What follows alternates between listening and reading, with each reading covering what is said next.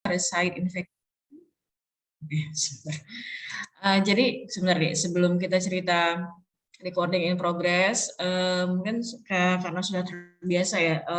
Cuma kalau di saya sendiri untuk seandainya adik-adik merekam, kalau bisa hanya untuk kalangan sendiri saja ya, tidak ditaruh di sosial media ya, Dik. Karena ini untuk kalangan internal saja ya. Siapa nih ini ya, kalau nggak salah tadi Hasian, ya dok. Ya si Hasian ya, oke. Ya dok. Ini untuk kalangan sendiri kan ya, kalau nggak salah. Kalau nggak salah saya kalian punya YouTube yang khusus untuk kalangan sendiri aja ya. YouTube atau apa ya ininya Dik? Media kalian? Tidak ada dok, kami biasa kalau untuk recordnya ditaruh di Google Drive gitu dok. Oh, Google Drive ya, oke. Oke, parasite infection in central nervous system. Baik. Ini sebenarnya pada saat semester 1 adik-adik sudah dikenalkan dengan parasit-parasit penyebabnya. Nah, untuk di blok sistem akan dibahas tentang hubungannya dengan kasus ya. Nah, di sini karena blok sistemnya adalah brain and mind, maka untuk yang topik kita kali ini, adik-adik mungkin beberapa sudah masih ingat lah, bukan sudah tapi masih ingat lah ya. Ada yang penyebabnya dari Cestoda, ada penyebabnya dari amuba, dan ada yang penyebabnya dari kelompok yang sporozoa. Nah, untuk yang sebenarnya saya juga mau tambahkan satu lagi, ada ceritanya penyebabnya dari Toxoplasma gondii. Astagfirullahaladzim, bukan Toxoplasma gondii. Nanti ada yang lain yang saya jadi lupa soalnya saya. Toxoplasma ada di sini. Oke, kalau yang penyebabnya Cestoda itu biasanya topiknya adalah neurocystis cercosis. Jadi kalau adik-adik masih ingat tentang cystis cercosis, itu dihubungkan dengan infeksi cacing pita. Nah, pada infeksi cacing pita ini sebenarnya untuk di lapangannya dia infeksinya bisa berupa infeksi cacing pitanya ataupun infeksi oleh larva Cysticercus dari si cacing pitanya tadi. Nah, kalau larva dari Cysticercusnya berarti dia adanya di jaringan di sekitar tubuh. Nah, kalau misalnya jaringan yang ditargetkannya adalah di central nervous system, maka dia akan menyebabkan neurocystis cercosis. Kalau free living amoeba ini terus terang kalau di kami belum pernah menemukan kasusnya kalau untuk yang primary amoebic meningoencephalitis. Jadi kita cuma baca literatur, tetapi ini lebih karena memang kasusnya bersifat rapid ya, dan biasanya kasusnya itu dijumpai malah ataupun terdeteksi malah setelah kematian. Jadi biasanya ini setelah biopsi. Kalau yang untuk primary amoebic meningoencephalitis. Nah, kalau granulomatous amoebic encephalitis nanti kita ceritakan lebih lanjut, tapi sebenarnya waktu di semester 1 adik-adik udah dapatlah overview-nya ini bahwa dia bersifat kronis dan pada orang-orang yang imunokompromis. Jadi kalau primary amoebic meningoencephalitis pada yang orang imunokompeten, kalau yang granulomatous itu yang pada orang yang imunokompromis, karena dia adalah dua parasit yang berbeda, sama-sama amuba tapi dari kelompok yang berbeda. Kalau sporozoa infection ada cerebral toxoplasmosis dan cerebral malaria. Oke, kita bahas satu-satu. Neurocystis cercosis ceritanya tentang cacing pita tentu ya. Nah, kalau masih ingat cerita tentang cacing pita yang dulu, ada spesiesnya Taenia saginata, Taenia solium, dan Taenia asiatica. Nah, kalau pada neurocystis cercosis, biasanya penyebabnya adalah Taenia solium larva. Tadi kan saya sebutkan cystis cercosis itu adalah larva ya. Jadi investasi larva pada jaringan saraf pusat. Nah, bagaimana manifestasinya? Manifestasinya itu tergantung kepada di mana larva tadi berada posisinya di central nervous system. Nah, disebutkan tidak ada pathognomic clinical feature. Jadi tidak ada pathognomic clinical feature ini lebih karena dia itu bersifat kronis dan lama.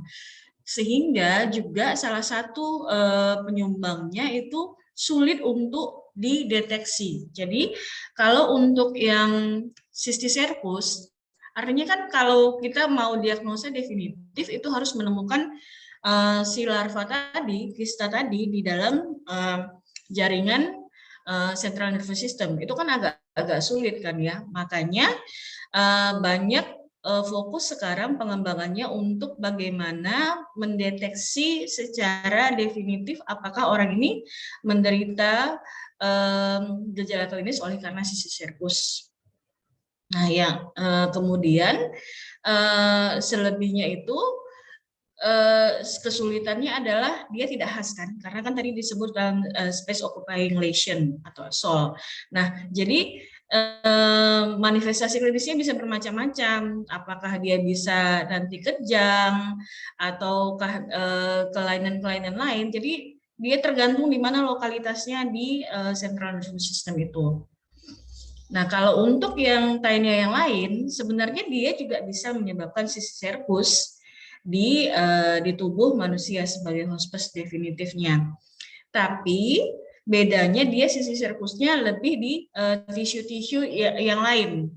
Kalau misalnya di tinea saginata, dia biasanya nggak sampai ke otak, dan tisunya itu biasanya kalaupun sampai investasinya ke manusia itu dia cysticercusnya kecil, tidak manifest jadinya gejalanya. Kalau dia untuk si tinea asiatica yang banyak di Indonesia itu biasanya dia di organ-organ visceral, nggak di jaringan tisu. Nah, kalau tinea solium ini memang kekhasannya adalah dia bisa ke neuron ataupun susunan saraf pusat, dan sisi serkusnya itu signifikan, dia nggak kecil ya, jadi signifikan size-nya. Nah, size yang signifikan ini tentu manifestasi klinisnya tergantung tadi di mana lokasi dari lesinya di susunan saraf pusat. Nah, ini sulit sekali untuk mendeteksinya di awal-awal karena kita harus mengikuti perjalanan penyakitnya. Maka biasanya deteksinya itu dihubungkan dengan data endemis di daerah situ. Jadi misalnya kalau di daerah situ ada dikatakan infeksi cacing pita, kemudian ada kejang yang setelah beberapa tahun dia ya progresnya. Nah, bisa dihubungkan dengan kemungkinan diagnosa pembandingnya adalah oleh karena infeksi cysticercus. Cuma masalahnya karena dia ini adalah neglected tropical disease ya. Neglected disease ini susahnya itu mencari diagnosanya oleh karena datanya juga terbatas. Nah, ini worldwide distribution. High prevalence-nya ini lebih karena memang di daerah-daerah ini ada data ya, ada data tentang endemisitas. Kalau di Indonesia sebenarnya data kita terbatas karena memang penelitian surveillance kita sangat-sangat terbatas ya kan. Orang Indonesia kan tahunya kalau udah ada kejadian baru heboh ya kan. Tapi kalau belum ada kejadian untuk kontrol infeksi susah kok di Indonesia. Nah, ini distribusinya dengan high prevalence biasanya di tempat-tempat yang memang seperti saya sebutkan tadi ada data endemisitasnya. Dia nggak hanya berdiri neurocystis sendiri, tapi ada infeksi tinniasis juga di situ. Karena neurocystis itu adalah komplikasi dari tinniasis atau infeksi cacing pita tadi. Nah, di sini di daerah-daerah sini biasanya karena tinea solium, adik-adik mungkin ingat hospes perantaranya itu adalah apa ya? Masih ingat ya? Kalau tinea saginata kan sapi biasanya. Nah, kalau tinea solium biasanya babi. Jadi biasanya ini adalah daerah-daerah yang mengkonsumsi daging babi yang memang cara memasaknya tidak sampai matang ya. Jadi ada Meksiko, North America and South, India, Afrika, dan Cina. Kalau di Indonesia ada di Bali, di Papua itu pernah dilaporkan kasusnya tahun 2000-an, 2006, 2003, 2006 dan seterusnya. Papua masih terus ya, karena Papua kan masih tetap ya konsumsinya dan pola hidupnya masih seperti itu ya.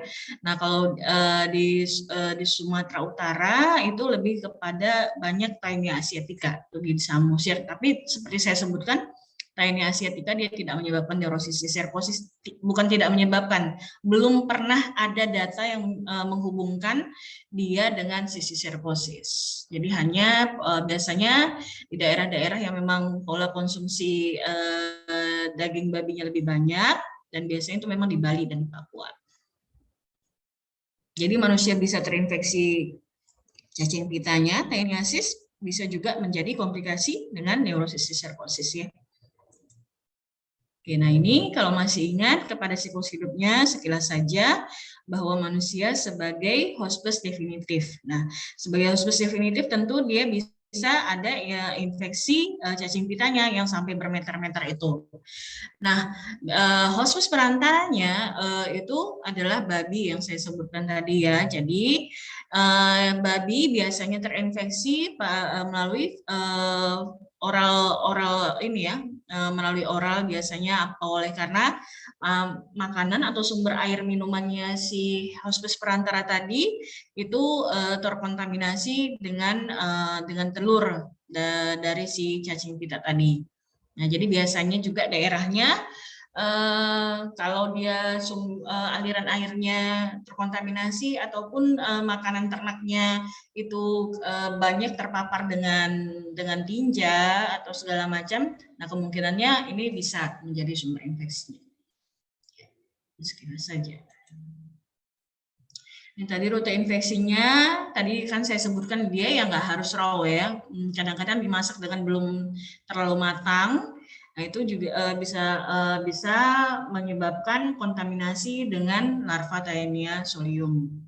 Nah autoinfeksi biasanya regurgitasi dan ketelan lagi telurnya. Jadi dia udah punya infeksi taeniasis atau cacing pitanya, kemudian dia juga dapat komplikasi neurosis serposisnya. Ataupun melalui makanan makanan atau minuman yang terkontaminasi melalui fekal oral ya kalau untuk si manusianya. Dan yang saya sebutkan tadi bahwa larva juga di otak itu bisa berkembang dari si telur tadi yang disebutkan dari egg di sini ya. Ini saya cukup jelas sekedar informasi saja bahwa memang sulit untuk mendiagnosanya, tapi kalau misalnya di daerah endemis itu ada gejala-gejala, banyak orang-orang dengan gejala-gejala epilepsi dan lain-lain yang berhubungan dengan kemungkinan space occupying lesion, adik-adik bisa memikirkan kemungkinan bahwa ini oleh karena infeksi tertentu. Jadi selalu lihat ini ya, kondisi endemis daerah sekitar. Nah itu tadi neurologic symptomnya itu berhubungan dengan respon inflamasi dari tubuh, ya. Jadi kista ataupun sisi serpus tadi memproduksi paramyosin dan taeniastatin yang merupakan inhibitor serum protease. Jadi nah ini merupakan marker untuk si reaksi inflamasi, yaitu masih ingat ya klasik dan alternatif pathway untuk si 1Q dan kawan-kawannya. Nah itu nanti yang mengaktifkan respon imun, termasuk juga ini ya mekanisme dari komplement. Ya, sebenarnya sederhana saja, nggak dalam-dalam pertanyaannya, paling-paling nanti kalau pun ada pertanyaan ujian sekedar tahu mekanismenya secara umum. Nah, ini specific annihilation-nya. Jadi dia nanti manifestasi klinisnya tergantung di mana posisi si lesinya tadi atau si serpusnya tadi secara anatomis ya. Nah kita masuk ke living amoeba yang saya bilang agak lebih banyak susahnya daripada gampangnya untuk mendiagnosisnya karena orang yang biasanya udah meninggal kalau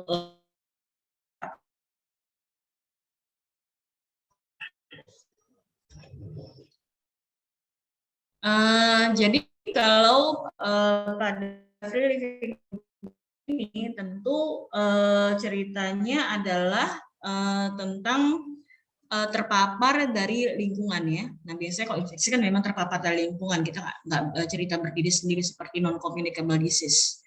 Nah terpapar dari lingkungan, kalau untuk primary amyloidic meningoencephalitis atau PAM, itu biasanya pada orang-orang yang imunokompeten. Jadi biasanya orang-orang sehat, orang-orang muda, sehat, kemudian aktivitasnya tinggi di luar ruangan.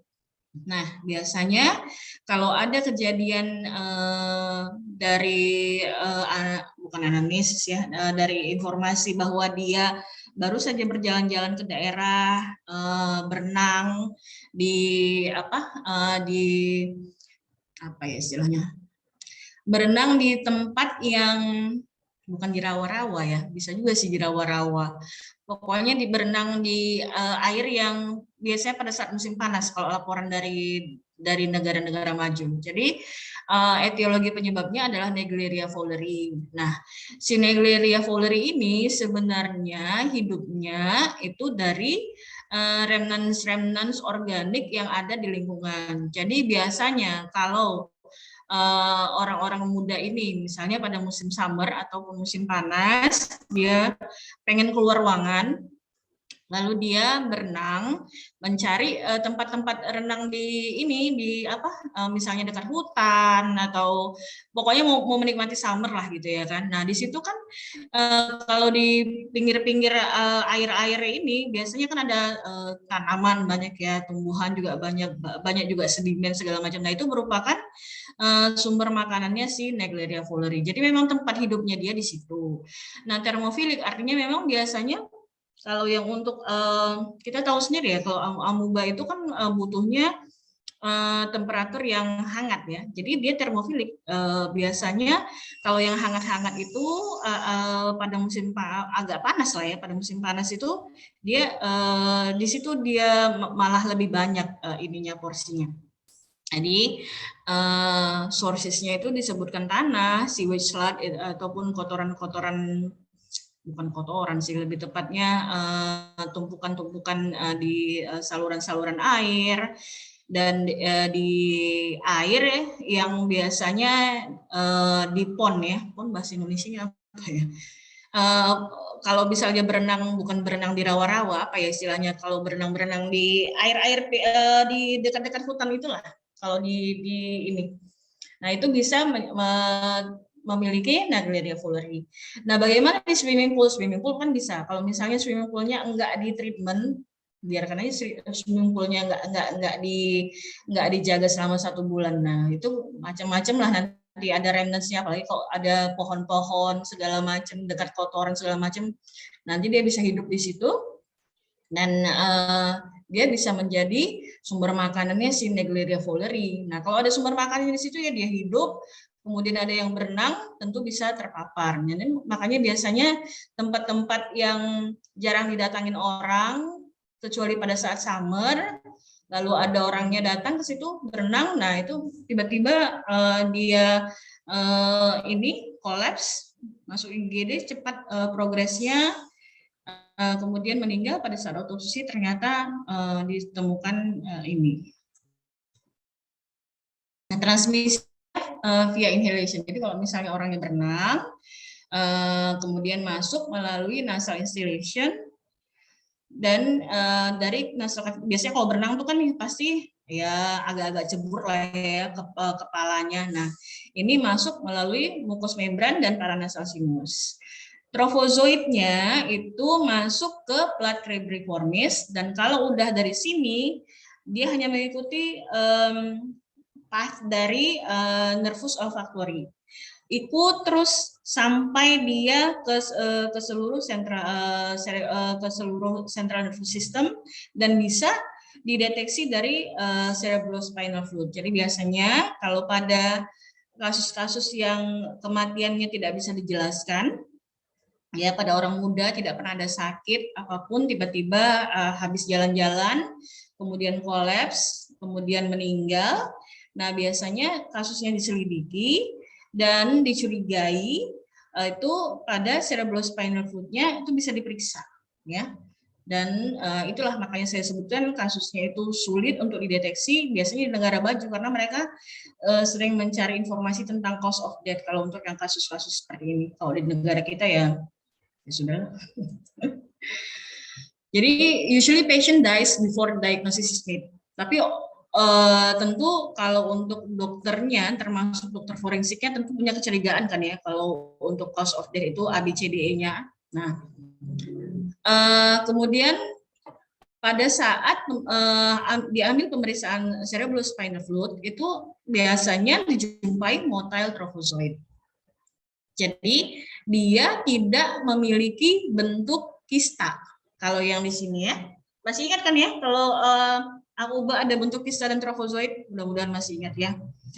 Nah, tentu kalau amuba bentuk trophozoitnya itu adalah ada lobopodianya. Ada lobopodia ini sebenarnya semester 1. Saya nggak perlu mengingatkan adik-adik ya, cuma menceritakan sedikit saja. Ada lobopodia dengan nukleus 1 dan ada sentra kardiosom surrounded by halo. Ini morfologi. Ini semester 1, nggak perlulah adik-adik terlalu panjang ceritanya. Kita sekarang cerita sistem ya. Nah, bagaimana kalau motile trophozoite gini, misalnya ada kasus ya kan, kemudian dicurigai, diambil cerebrospinal fluid-nya. Kan tadi disebutkan motile trophozoite ditemukan pada cerebrospinal fluid. Bagaimana kalau trophozoitnya sulit untuk dideteksi ataupun sulit untuk dilihat morfologinya karena memang dia bersifat jernih ini ya kan. Nah, cara lagi adalah dengan kultur.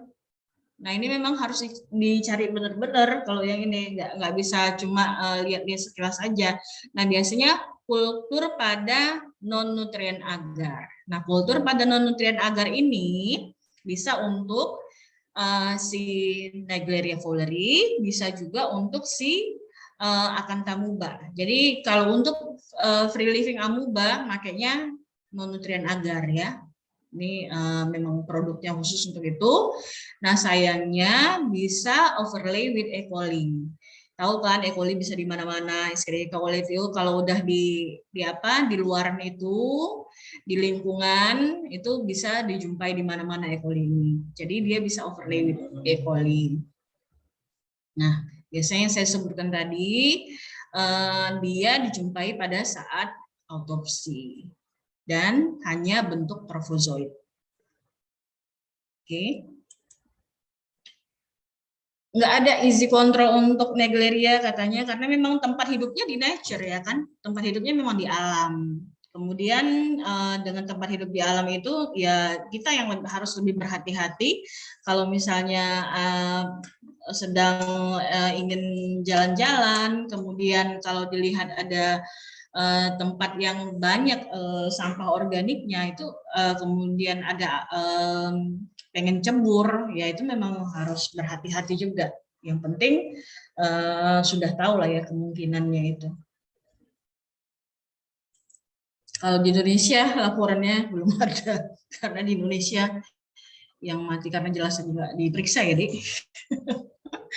Oke, granulomatous amoebic encephalitis itu menyebabnya Acanthamoeba dan agak mirip-mirip dengan si Naegleria fowleri tadi ya ceritanya. Nah itu juga melalui inhalasi, aspirasi trophozoit dan kista.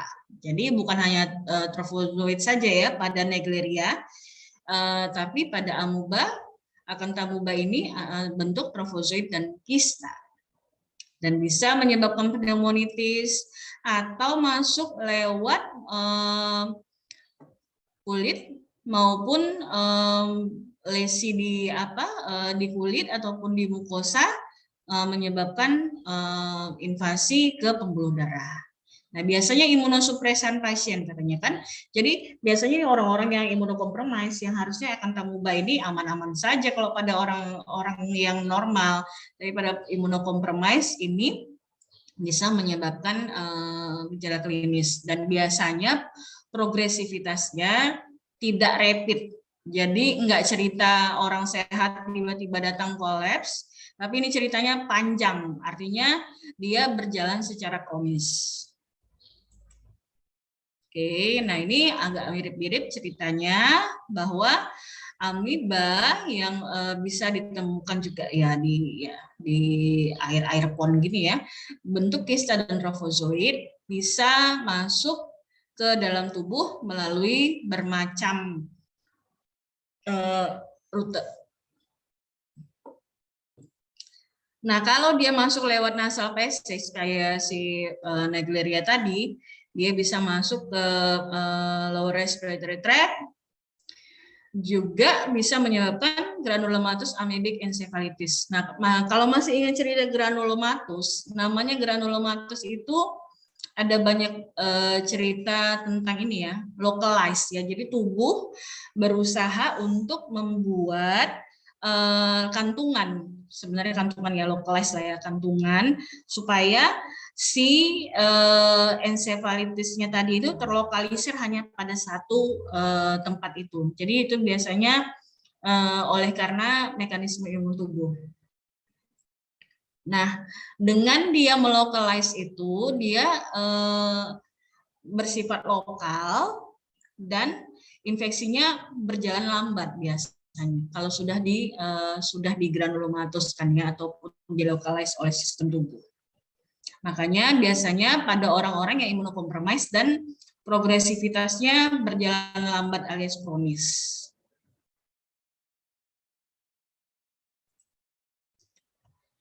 Nah, ini sepertinya adik-adik masih ingat lah ya, yang semester 1. Jadi dia trofozoid dan kista bisa ditemukan di central nervous system, dan tentu manifestasi klinisnya juga tergantung lesinya posisinya di mana ya, space occupying lesionnya di mana ininya, dan slow progression. Biasanya kalau sudah tergantung di mana posisi dari si lesinya tadi, bisa berupa sakit kepala ya, karena ada kantongan granulomatous di situ, mual, muntah oleh karena ada granulomanya, karena itu kan apa ya, lesi yang mengambil massa di dalam otak. Nah, ini bentuk morfologinya. Kalau masih ingat semester 1, ada di sini ada bentuk trofozoid dan bentuk kista, oke. Oke, waktunya sebentar kita cerita 2 topik lagi, cerebral malaria dan cerebral toxoplasmosis. Sebentar ya, toxoplasmosis ada nggak ya? Saya cek dulu slide-nya ada apa enggak. Oh, ada. Kita cerita yang gampang dulu ya, cerebral toxoplasmosis. Cerebral malaria yang terakhir aja. Nah, toxoplasmosis sebenarnya adalah infeksi yang ada di mana-mana.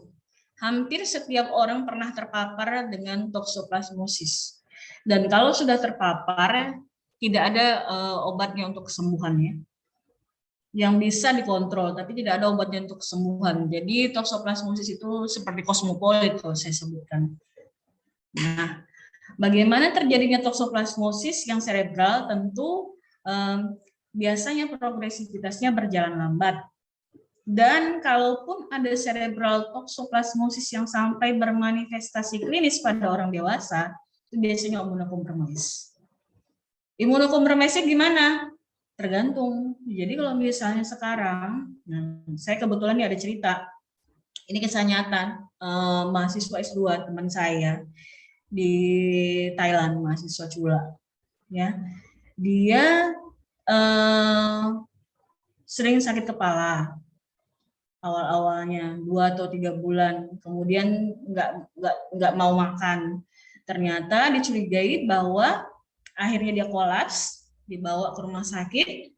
Sekarang udah meninggal sih orangnya ya. Jadi 2 sampai 3 bulan dia dirawat di rumah sakit Cula. Diagnosa dokternya adalah cerebral toxoplasmosis. Tapi cerebral toxoplasmosisnya nggak berdiri sendiri biasanya. Kan saya sebutkan tadi, ini apa ya, ubiquitous ya, ada di mana-mana biasanya. Cuma bagaimana dia bermanifestasi klinis pada orang-orang seperti ini, biasanya ada HIV atau AIDS ya, yang jadi salah satu faktor penyumbang imunosupresnya. Kemudian tambah lagi TB. Nah, TB kan lumayan ubiquitous ya di mana-mana ya. paparannya, apalagi di negara berkembang.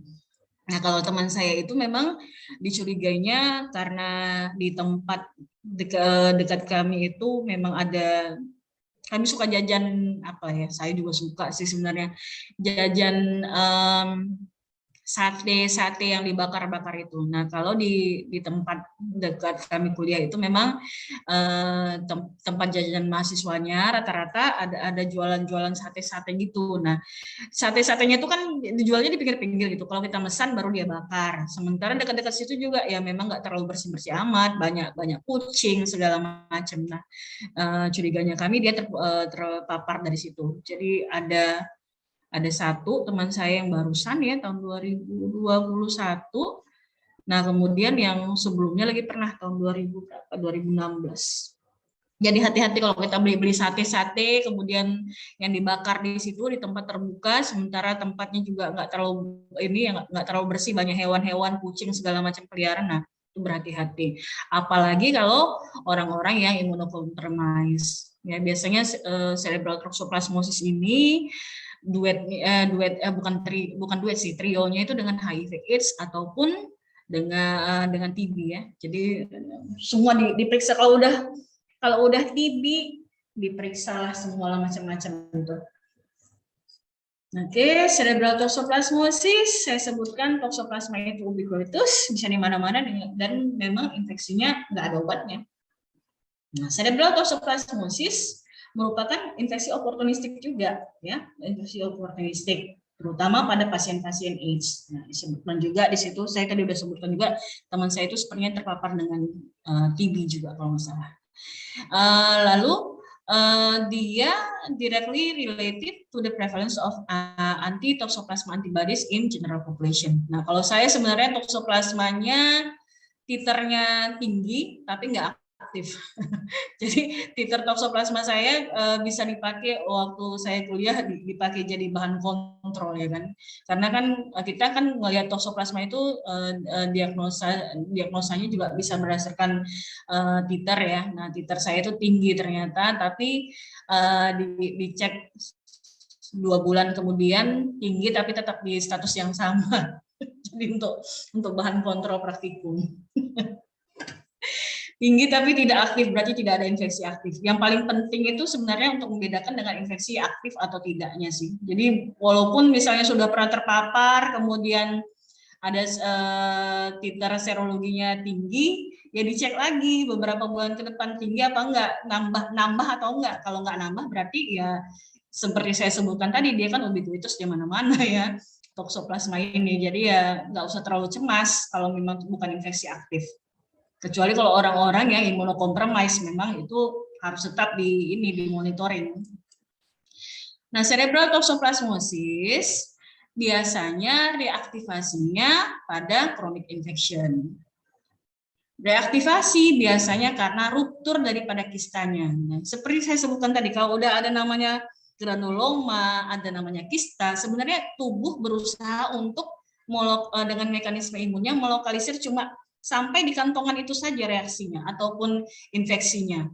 Nah, begitu ruptur, nah memang dia bisa kemana-mana. Nah, ada bradyzoid. Bradyzoid masih ingat ya, tachyzoid dan bradyzoid.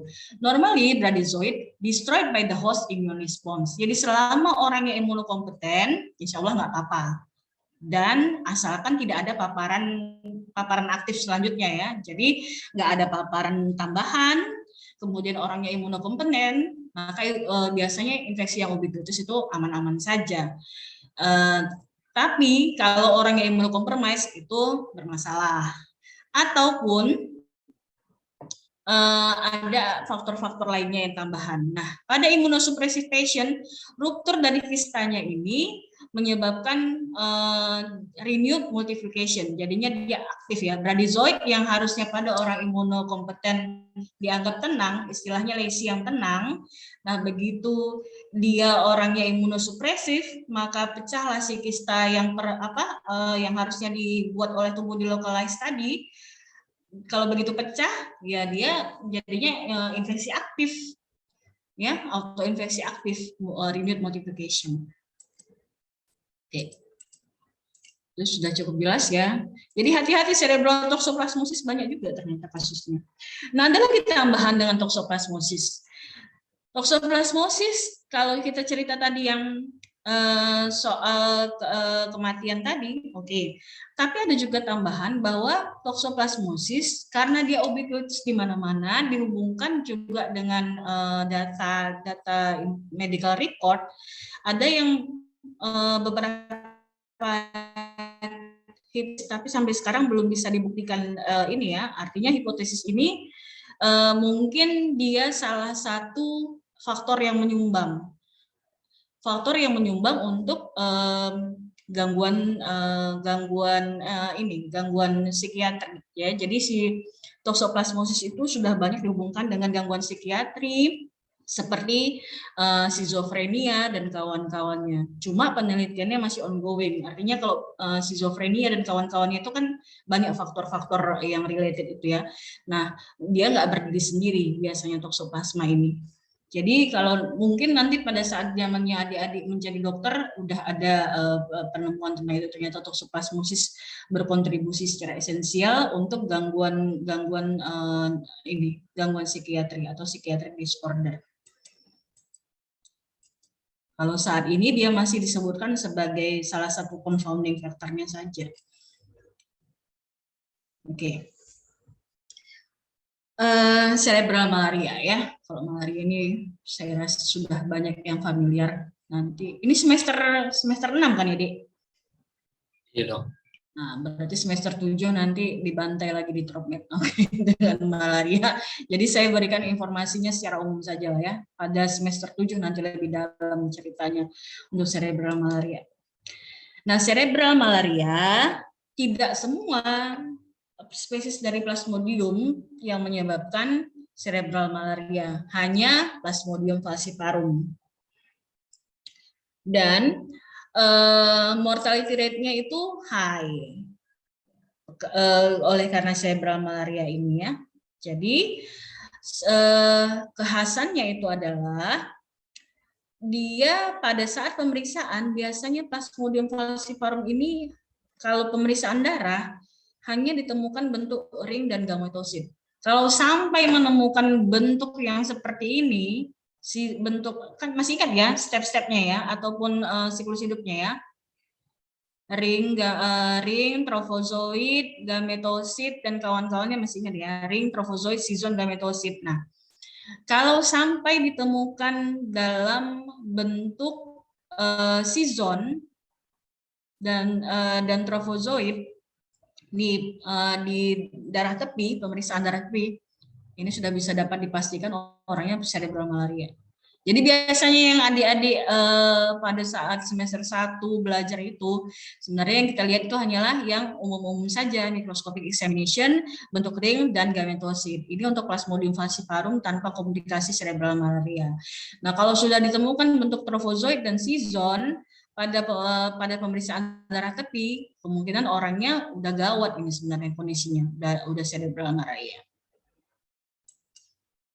Nah, mungkin masih ingat ya siklus hidupnya, di mana ada bentuk sporozoid dari si yang dikandung oleh tubuhnya si nyamuk. Kemudian sporozoid akan masuk pada saat gigitan nyamuk menjadi merozoid. Merozoid akan mengikuti fase yang aseksual, masih ingat lah ya, merozoid, kemudian trofozoid, kemudian sizonnya isinya merozoid pecah lagi, menjadi yang baru lagi, mencari infeksi ataupun menempel pada sel darah merah yang baru lagi. Kemudian sebagian nanti menjadi gametosit, jantan dan betina yang akan menjadi sumber infeksi untuk si nyamuk berikutnya. Ya, masih ingat lah ya. Mudah-mudahan masih ingat. Nanti semester 7 paling dibantai lagi. Kemudian si infected red blood cell ini berbeda tentu dengan sel darah merah yang sehat. Nah, pada infected red blood cell ini biasanya dia memiliki di permukaannya itu atau surface-nya tadi itu adalah apa ya istilahnya, marker yang membuat tubuh menjadi mengenali bahwa dia sudah terinfeksi. Kalau saya nggak salah namanya PFIMP. Jadi Plasmodium falciparum erythrocyte membran protein. Nah, proteinnya tadi kan menyebabkan dia yang normal tadi berubah karakteristiknya. Dengan berubah karakteristiknya, dia menjadi lebih mudah menempel di endotelium. Harusnya kan dia nggak nempel di endotelium kan, harusnya kalau sel darah merah yang sehat dia nggak nempel di endotelium, dia jalan aja untuk flowing. Nah kalau yang ini karena ada marker-markernya tadi, oleh karena dia terinfeksi si red blood cell-nya, maka dia lebih mudah menempel di endotelium, juga lebih mudah menempel di plasenta dan kawan-kawannya. Nah patogenesisnya ini ya kompleks yang seperti disebutkan dengan beberapa teori, ada sludging, permeability, mechanical, dan immunological. Tapi pada intinya sebenarnya yang seperti saya sebutkan tadi, dengan red blood cell yang terinfeksi, kemudian terinfeksi dia berubah karakteristik dan strukturnya sehingga menyebabkan gangguan tadi, patofisiologinya tadi. Nah, ada sludging istilahnya. Sludging tadi kalau si sel darah merahnya tadi, ya, sel darah merah yang terinfeksi tadi, dia ngumpul rame-rame. Jadi, misalnya ada ngumpul yang terinfeksi ada sampai 5 atau 10, kita anggaplah 5. Nah, dia nempel rosetting, masih ingat bentuk bunga mawar ya? Bentuk bunga mawar itu kan di tengahnya ada inti, kemudian pinggir-pinggirnya ada seperti kelopak. Nah, kalau sel darah merah yang normal, kan dia hanya berdiri sendiri kan, jalan-jalan berdiri sendiri flowing. Nah, kalau ini dia saling nempel, saya sebutkan tadi kan, oleh karena memang ada marker inflamasinya di situ, karena dia terinfeksi. Kalau dia nempel, saling nempel yang satu itu jadi seperti apa ya? Jadi seperti terbendung. Akhirnya jadi terbendung. Nah, terbendungnya ini karena dia sering nempel, menyebabkan dia menjadi lebih gede size-nya karena dia gabung-gabung yang terinfeksi eritrosit yang terinfeksi tadi, maka akan gampang menyebabkan obstruksi pada endotel dan juga menyebabkan pasase darah itu menjadi terhambat.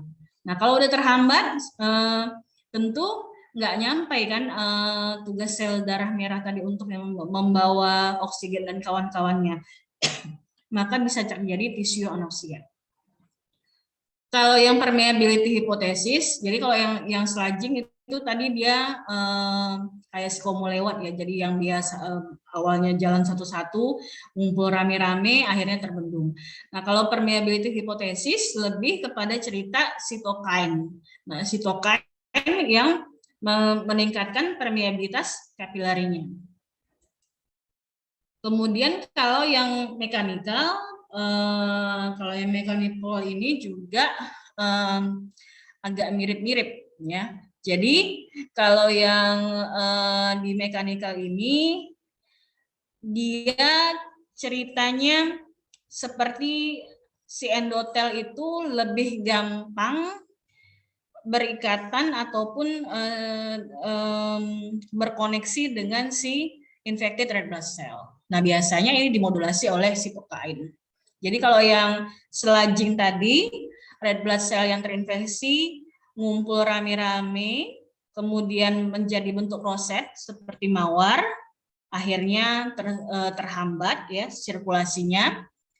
Kalau yang sebelumnya tadi, yang kedua permeability hipotesis oleh karena bantuan dari si sitokin.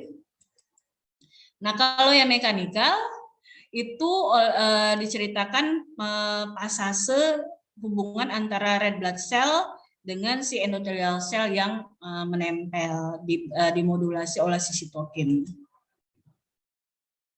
Nah ini ya kurang lebih tadi yang si rosetting tadi, jadi dia harusnya kan satu sendiri-sendiri ya kan, jalan aman-aman. Nah begitu dia terinfeksi oleh si Plasmodium falciparum, maka di sini dia akan mengekspres surface protein yang khas, diantaranya PFIMP tadi. Kemudian kalau sudah terekspreskan ini dia udah nggak seperti yang biasa lagi. Sifatnya jadi membuat mudah menempel. Nah, mudah menempel rame-rame, bentuk rosetting ini membuat dia jadi jadi lebih gede secara volume sehingga menyebabkan obstruksi di microcirculation.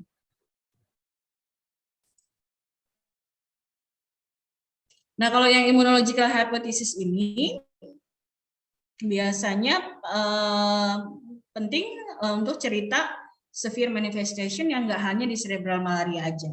Jadi dia nggak berdiri sendiri. Kalau masih ingat cerita yang immunological hypothesis ini, berarti dia ada aktivasi dari respon imun. Nah, aktivasi dari respon imun ini, kalau adik-adik masih ingat ceritanya bahwa respon imun itu setelah selesai dia kerja, dia harus dibersihkan oleh tubuh kan ya, supaya dia nggak numpuk. Nah, kalau dia masih menumpuk sel-sel inflamasinya, itu misalnya apalah ya, segala bukan hanya neutrofil, sel-sel yang lain lah ya. Semua sel-sel ini kalau nggak dibersihkan oleh tubuh, nah dia akan menumpuk pada jaringan, bukan jaringan, pada organ yang memang harus membersihkan. Nah, organ yang harus membersihkan diantaranya adalah ginjal ya kan. Nah, semua kompleks imun tadi kalau udah nggak sempat dibersihkan oleh tubuh, nah dia juga akan berkumpul di ginjal yang harusnya bagian membersihkan, tapi kalau dia sudah menjadi kompleks imun, dia malah menjadi tertumpuk di situ dan menyebabkan acute glomerulonephritis. Nah, jadi orangnya itu biasanya udah kena cerebral malaria, ada juga gagal ginjalnya, bukan gagal ginjal dulu awal-awalnya, glomerulonephritis dulu awal-awalnya dengan black water fever. Artinya black water fever ini semua hemoglobinnya tadi yang ada di darah jadinya hemoglobinuria, pecah dia di situ. Darahnya pecah dari eritrosit, hemoglobinnya keluar, kemudian ginjal nggak mampu menampung, makanya namanya black water fever, merah ya, merah kehitaman air urinnya. Nah, saya rasa sebenarnya cuma itu saja ceritanya. Nah, kasus cerebral malaria kalau di Sumatera Utara saya rasa nggak ada ya. Kalau nggak salah saya, secara endemisitas Plasmodium falciparum itu di daerah Papua sana yang. Kalau di kita Plasmodium vivax lebih banyak. Masih ingat lah ya, kalau Plasmodium falciparum bagaimana ada bentuk ringnya. Ring itu adalah bentuk trofozoit awal sebenarnya. Saya rasa itu saja. Udah 50 menit ya. Mudah-mudahan nggak ada yang ditanya ya. Jadi kalau ini kan cuma satu kuliah dan sebenarnya targetnya nggak gede-gede, cuma adik-adik tahu secara di dalam blok sistem brain and mind itu ada beberapa infeksi parasit yang manifestasinya bisa di susunan saraf pusat dan biasanya memang manifestasinya itu lebih kepada di mana posisi dari si parasitnya itu di central nervous system. Jadi lebih kepada manifestasi klinisnya space occupying lesion, tergantung posisinya, lokasinya di mana. Oke, saya rasa sudah. Nggak ada yang ditanya lagi kan ya? Mau masuk lagi kan ya jam 11? Ada yang mau ditanya? Oke, kalau nggak ada yang mau ditanya, saya rasa saya sudah bisa akhiri ya sesinya ya. Dek, nanti siapa sih Hasian ya? Ya dong. Ini nih, yang apa namanya?